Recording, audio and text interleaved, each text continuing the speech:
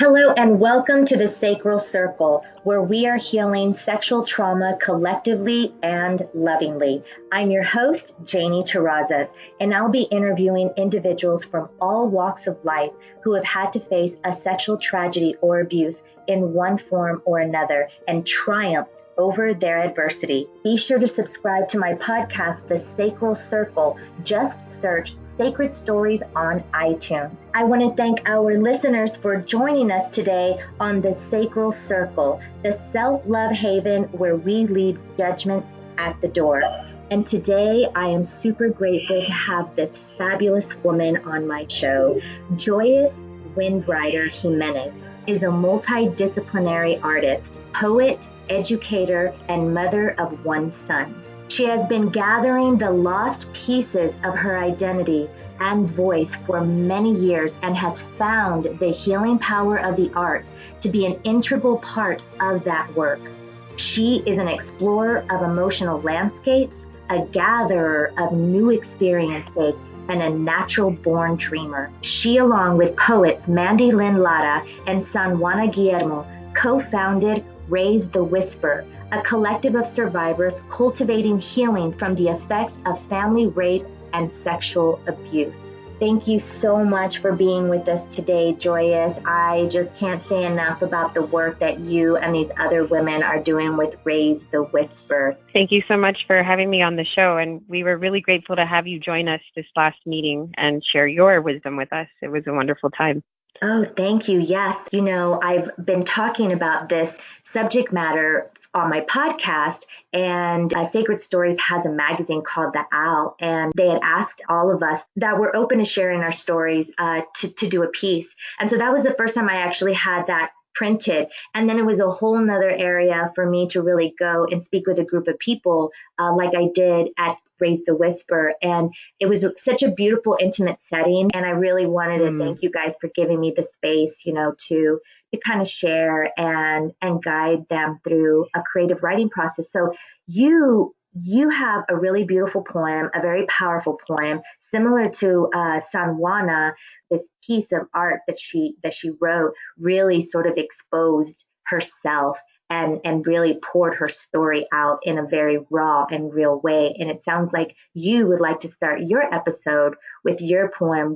And you know what? Correct me if I'm wrong. Would you call it a poem? Yeah, I was thinking about that. I mean, I don't know if I would call it a poem per se. It is a message. It is a message to someone in particular. And, everything is listed very directly and very clearly, which is something unusual for me because before Raise the Whisper, I would refer to my sexual trauma and to the pain that I had, but it was always in metaphor. It was never something fully revealed. And it wasn't actually until hearing San Juana's pieces, which just so directly laid out her experiences, that I said, maybe that's something I need to do. And so this piece particularly is a message. It's the things I never said to the person that I loved who did this to me.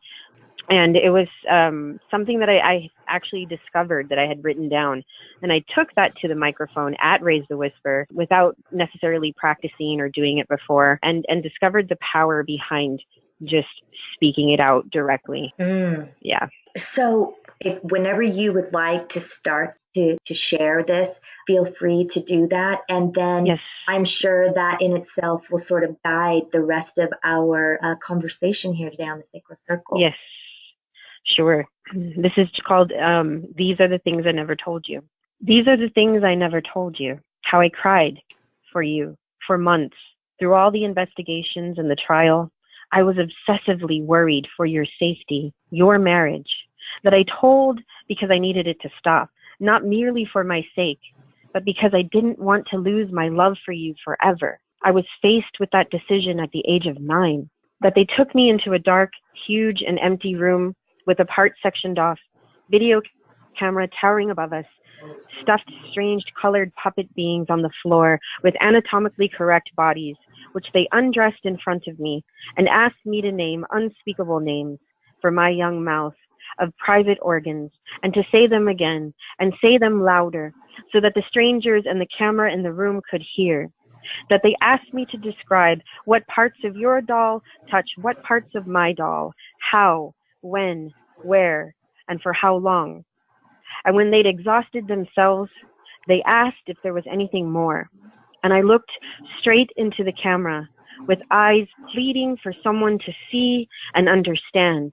And I said, no, unable to say the ugliest thing of all for me, the unspeakable knowledge that I could not describe yet until I got into the courtroom. And that, along with all the other stumbles I made with my tiny feet, was why the judge ultimately deemed me the liar. Did you know how humiliated I was in the courtroom? A small child, unable to answer well or eloquently. Did you know how sad I was, answering every question almost in a whimper, because I was afraid for you? And then they asked me to point you out, and I sat there without any glasses on, unable to see, and pointed to the wrong person. I was totally humiliated. That when I was allowed to see you again, after you were acquitted, your sister, my aunt, picked me up, drove me to your house, and as we arrived, tears streaming down my face, she turned to me and challenged, "Why are you crying?" And I had no way to answer. Why am I crying? Inside, my baby sister slowly approaches me, head tilted, half smile on her face, confused. Her brother grabs her, wraps her in his arms, and whispers in her ear, "Don't go over there. She's not our sister anymore." Through everything, I am silent, frozen, witness with no real voice. And when I finally quit my own denial and admit my anger, I wrote you a letter. I poured all my anger out at how much you hurt me. It never reached you. Mom took the sealed envelope, tore into it, punished me for what she read, but not before she destroyed it. I never told you how another man did the same. My mother once again telling the whole church so she could be supported, telling her mother, who asked, "Why? Why has this happened again? Does she like it?" Mom looking deep into my eyes and telling me, "If this happens again, it will kill me." And I, scared to go through the dehumanizing process all over again, I ran away. And when Mom found me, I asked her not to press charges, not again, and she agreed. And the perpetrator got away with it. He was not the only one. It happened again and again until it was the only thing I knew. And when it was all over, it finally hit me that while I was busy crying, sweating, praying, fearful for your life, for your marriage, you were busy trying to save yourself, Daddy. And I've spent so much time drowning. That's there's so many things that you have to work through. Even when you did find the courage and a way to write it out, it was condemned. It was condemned again and shamed. And you're right. And there's so much in this, and so many things. And it's funny because, you know, every time, just like you telling your story in print for the first time, you know, only a year ago, and then telling your story for the first time verbally to a group, every time is a new decision to tell your story. It doesn't necessarily, you know, it's not like the decision's made once and then that's it. It's a constant decision for me, at least. And, you know, reading this poem again, what I see, it really shows me my life's mission that I know, and that's recovering my voice. Because what you hear and what you see in this whole thing is a child who does not have her voice and cannot speak, you know, to all these adults around her who are talking about her, who are talking to her, who are acting upon her, but she never has the ability to articulate properly what's going on inside. I just did not have the tools. And so I've spent, you know, 34 years working on that. The voice, like you said, is so powerful in so many different ways. And when it's robbed of you in the manner that it was robbed of you again and again and again, to reconnect to it, especially now, and the way you're using it is already, because I know you're still going through your healing process. I am too. I think we always are sort of in that, Yes, on yes, that for path, sure. right? But Mm-hmm. you really have come a long way, it seems like, in a very short period of time. Well, it has been 34 years. Well, okay, let me But take that back. Maybe what I mean is 34 years of healing, but how many years have you actually been speaking and reading poetry out loud? So I used to live overseas.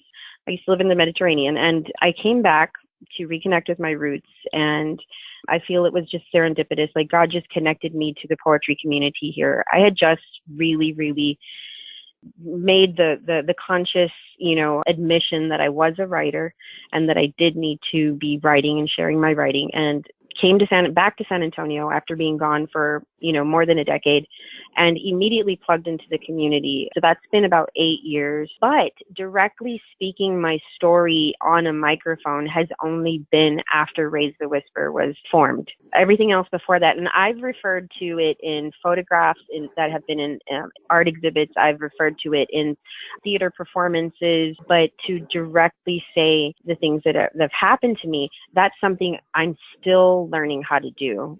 Yes. And have, still have a ways to go. And it's something that I wrestle with every day. Like, how do I learn how to speak directly and not hide behind the metaphors? Well, earlier when I was saying I feel like you've come a long way in a short period of time, that's what I was referring to, is flexing your voice on a mic the way you are, where you're not using imagery as a mask for what it really was that you were trying to say, like a filter. Yep. And that's so great that you, for 8 years, you did have that other form of self-expression through the arts. And it sounds like you delve into a lot of different kinds, writing and acting. That kind of helped in a beautiful way, was like trying to bring you some comfort or something. Well, I mean, and I think that, revolution begins within. I am very connected to, wanting to hear voices that are trapped be untrapped. And so I work with students. I work with, performance students. I work with preschool students. I work with students that are on probation. I've even worked in the local correctional facility with youth. And for me, it's always the same thing. How do I get them to connect with their voice? Because even if what they say comes out hidden, masked, blunt, or not very articulate, it's that voice that they have. If they can learn how to use it and learn the language that they have and learn to not be ashamed of it, then we heal our world. And, I realize that for myself, that I have to learn how to use the language that's within. And there are a lot of things I have to break through to get there, including that feeling of shame, not just for the things I have to say, but how, let's say, how my language comes out, because my language is broken. It is informal. It is its own colloquial, mix of words. And so being able to own that in this process is also a very important part of that healing. Is reclaiming my own language, my own internal language, and my own tongue in all of its conglomerate, in all of its like words that are all mixed up in there.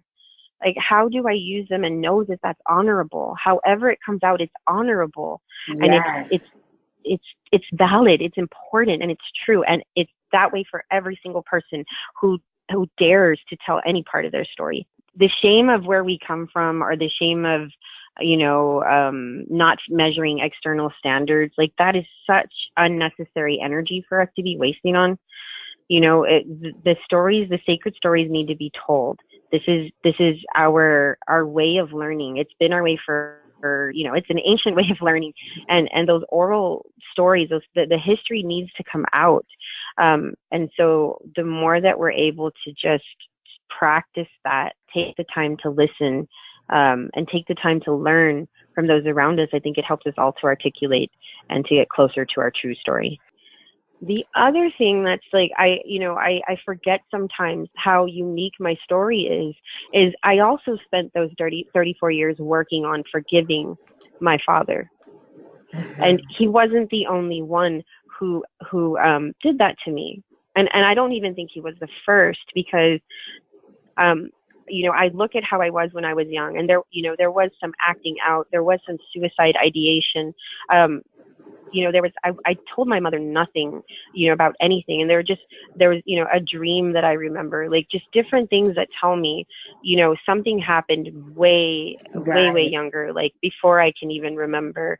And I just have like, some images like that I barely make any sense. And so this was really just a part of my landscape. One of the things you mentioned that really struck me with a big knife in my heart was when you said that your brother and your sister didn't really know how to act when you came home. And then your brother was like, she's not really our sister. And so you were almost like disowned. There was this disownment. And so you were very isolated under your roof. And then on top of that, it sounds like your father was still in the house. Is that correct? Or was he out of the house? Like, what happened there? Yes. So there is a big loss for me, because my parents divorced when I was young. So it all happened when I would go over to his house with his new family. He had a beautiful wife who was my stepmother, and their beautiful children. And so when this all happened, I never got a chance to speak to her after that. Like, and for I don't know how many years, like 15 years. And I didn't see my brothers and sisters. I didn't see my brother and my sisters after this. Like after the court case, I didn't see them. And then they got divorced, and my stepmom moved with the children far away. And so I, experienced the loss of relationship with my stepbrother, my half brother, and my two half sisters, because of what happened. So on top of everything else, I lost my beloved siblings, and I loved them so much. I'm the eldest, so I remember them very clearly, and just I lost that. Yes. We reconnected when we were older, but it affects you. I have a hard time sustaining and cultivating relationships properly because of the effects of what happened in my life, not just from that case, but other cases. I have to deal with PTSD. I have to deal with, just like the mental health issues that come with the type of trauma that I've experienced in my life. And so I wasn't able to sustain a relationship once we got old enough to, even though we all wanted it. It was just not something I was capable of doing at the time. And I felt like I was kind of like in an iceberg for a really long time. And I'm going through this thaw out process, and I feel things again. I felt for a long time I wasn't inside my own body. There was a lot of disassociation. There was a lot of detachment. There was a lot of plugging and then unplugging. So all of that created a lot of chaos in my life, but a lot of adventures as well. I was, impulsive and spontaneous and, not very grounded. So, very much a free spirit. But there's a lot of loss that comes with not being able to keep connected and stay in communion or in community. That comes from just the way that I interact with the world, the mistrust that I carry, and the layers of wounds that were there for a really long time. I've come a long way. I can talk about this without the same kind of pain. I don't think about it every day. My perpetrators don't hang like dead bodies around my neck anymore. I don't have, suicide ideation anymore. I don't look and see a monster when I look in the mirror anymore.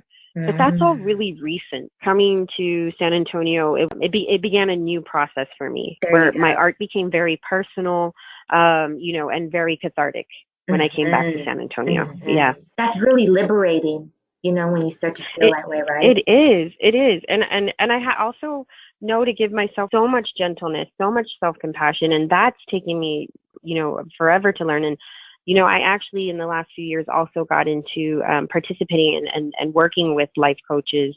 And I had a life coach just for self-love, because the previous coach I had could not lead me there. I just was so blocked to self-love. I was so blocked to it. And I had to actually go to one who specializes just in self-love, you know, and gently, so gently start to deal with that part of it.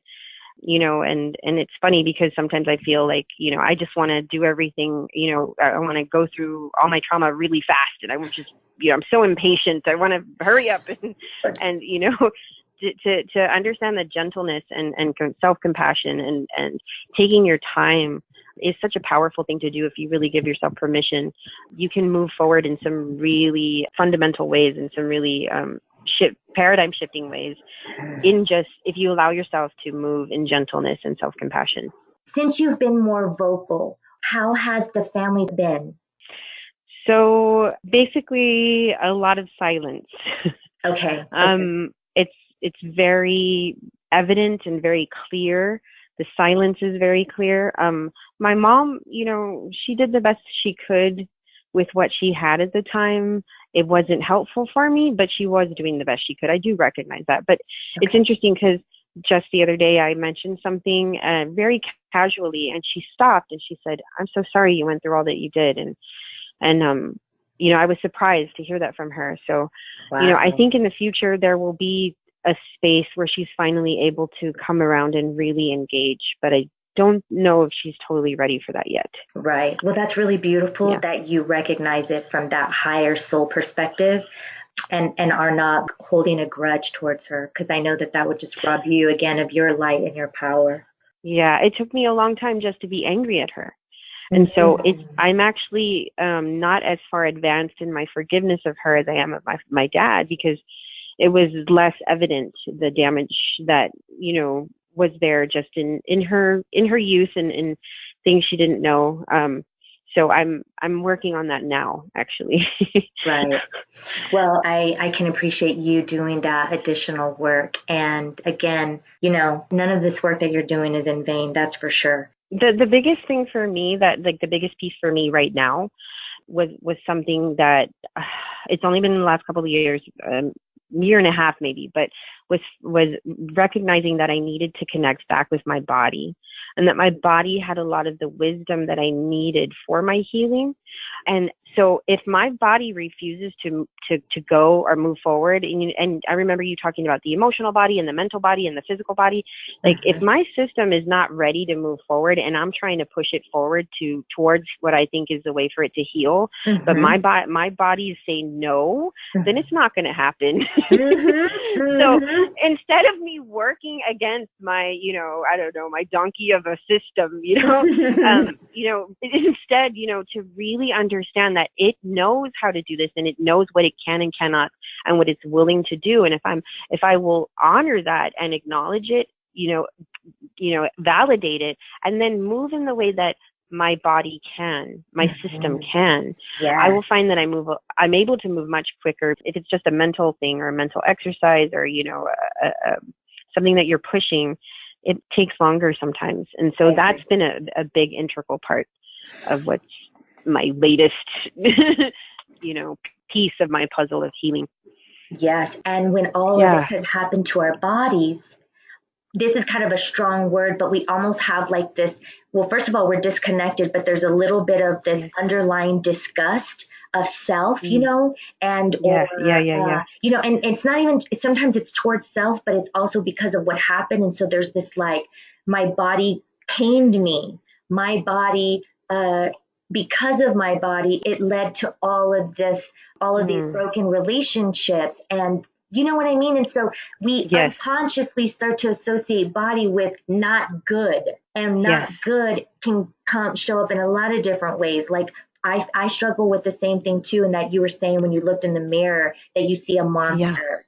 And so for me, that I do that too sometimes. Like I see myself, and listen, I've come a long way, but I can feel it still there. And it's not like, oh, you're a monster, but it'll just be like, oh, look how ugly you look, or you look like, you know what I mean? And I realize now, I think part of that voice, aside from just societal, cultural stuff that women have to deal with when it comes to our beauty, and I am getting older, and so I'm seeing the aging process happen. So there's that sort of shame with aging, but it's also shame from what all that stuff that happened to me, and then a lot of the choices. Well, when I say choices, it's like decisions that I made where I didn't really want to do A, B, and C with, you know, this person or that person. And then you do. And then there's all this like slut shaming that you even have within your own mind. And I realize now, had I understood how the trauma was impacting me, I maybe would have made different choices, but I did the best I could with what I knew at the time. And so having to restore and take back ownership of my body and know that it's okay. And no matter what I've done with it or what's happened to it, it's still sacred. It's so sacred. And it's such an amazing, intricate system. It's such a wonder of nature. I mean, it's just, you know, looking at all the intricacies and just the machine that it is, it's wonderful. It's beautiful. It is sacred. And unfortunately, we've allowed these messages that came from, you know, trauma that came from other people to impact how we see ourselves. And it's so not true. Our bodies are beautiful in all of their, you know, grayness or wrinkles or freckles or, you know, hair or whatever. Like, they're so beautiful and they do so much for us. Yes. And for us to be able to come back to that, I think that's also in the same way that we can, you know, I think it's, you know, I want every person to regain their voice. I want to regain my voice.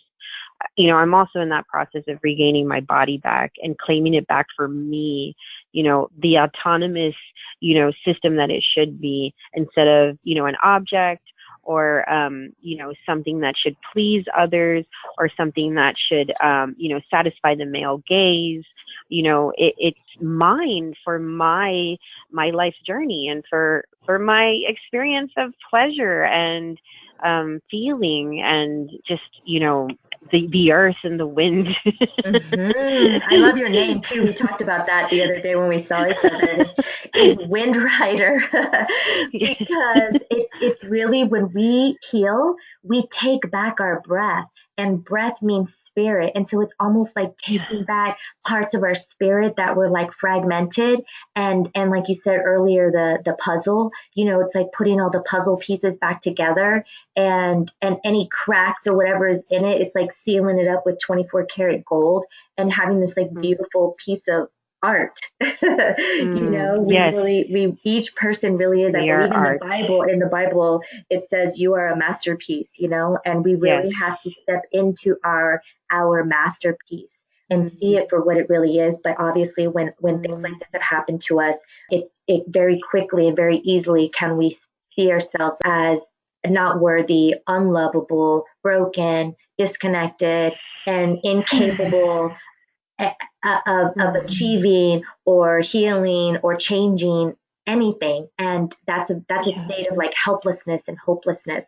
And what you're doing and what this project is for is to really like breathe life, going back to the breath. It's like breathing life into us again and resuscitating ourselves and rising above. And you know, in Raise the Whisper, you talk about a group of survivors, and I really do see you guys as thrivers. Raise the Whisper, the name itself is just, you know, this particular topic, family rape, you know, and sexual assault. And that can include like neighbors and priests and coaches, people that, you know, a victim might have to see, you know, for years after, you know, who is a trusted member of their community.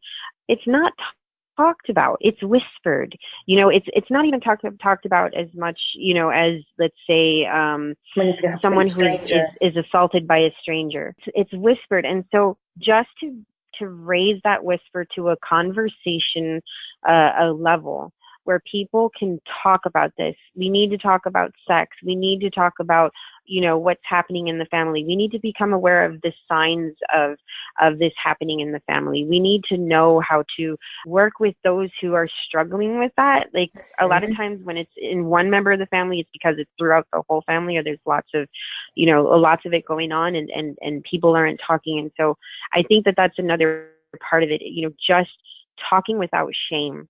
Is such a powerful thing. And that's what we want to do. And, that is really important, because just raising the whisper, like you said, to a conversation is crucial for us to see all the different elements to family rape or incest, or like you said, if it's not blood family, just somebody within the family circle, because it impacts the unit in so many different ways. And there are some individuals that know about it, but that don't say anything. Now they're carrying the guilt. And if it's happening with one person, the chances of it being ancestral and it being sort of, embedded somehow within the family, and it's sort of happening again and again through the generations. How will we ever really be able to stop that if everybody just keeps turning a blind eye and silencing themselves? So I know we have a lot of work ahead of us as far as a society and a culture and a people in general. But I do believe that this is the beginning of a new paradigm shift. And it starts with us as individuals, and then coming together as groups, and then really impacting communities. And before you know it, the web starts to spread, and it grows further and further. And I think we do need to create space for, at some point too, as difficult as it is to say, but the perpetrators need to have just as much support and groups facilitating their healing, because as long as we continue to ostracize them or isolate them, that in itself is shame and secrecy, and it creates silence, and that creates suffering. That's and go ahead. That's one of the hardest things for me in this, and I wanted to share another poem and I couldn't find it, so I didn't, but it just to compare where I was, to where I am now. And part of it is that I have more than one perpetrator, but speaking about my father, I love my father very much. I have spent a lot of energy on forgiving this person. But the other part of it is that because I loved him, I chose to swallow my own story in order to not hurt him. And by doing that, hurt myself so bad, so tremendously. And it took me a long time. And part of the Raise the Whisper process was me coming to understand, number one, I wish no extra harm on my dad. I am not looking for, at this point, I'm not looking for justice or vengeance or, but the choices he made are why I must tell my story. And so I have to realize that it is not my job to protect him from my story. It is my job to tell my story because it happened. He made the choice and put that ball in motion way back when. True. It is not my job to try to protect him from the consequences of his actions. It is my job to do my healing. It is my job to tell my story because there are others who need to do the same. And that has taken me a long time to understand and to be at peace with. Because forgiveness is a big part of this. And that's another thing that people need to be very patient and handle it with care, because there's layers to it sometimes. My dad was the major wound I felt. He was my moon. He was on a pedestal. He was my everything. That cut really deep. Of course it cut my image of myself. It also cut our relationship. I mean, just so it was major loss. But it's really interesting because, I have done a lot of modalities when it comes to trying to find healing. And, I was date raped as a teenager, but it was something I had no feelings about. I hardly acknowledged, that it happened. In fact, the person called me the next day and I acted like nothing happened. And so I was going through an art project. Somebody was interviewing people who had been raped. And so I thought, well, I really should call that date rape. this was date rape. So I acknowledged it, and I was working with Rape Crisis Center. And so I went there and I said, I was date raped. I feel nothing about it. Why don't we process it out? Maybe I should, I don't feel anything, feels okay. And it was a really, really intense experience. It was, there was a lot of emotion around that I didn't know about when we went through the EMDR process that they use for PTSD. And what was shocking to me, it wasn't necessarily about the rape itself, but about everybody around me who did nothing to protect me, who did nothing to talk to me about it. It was that same feeling of being unprotected and isolated and uncared for, and so each particular trauma or each particular experience I've gone through is its own pocket of trauma. It and is. So because I've had so many, I can't say that I've gone through all of it yet.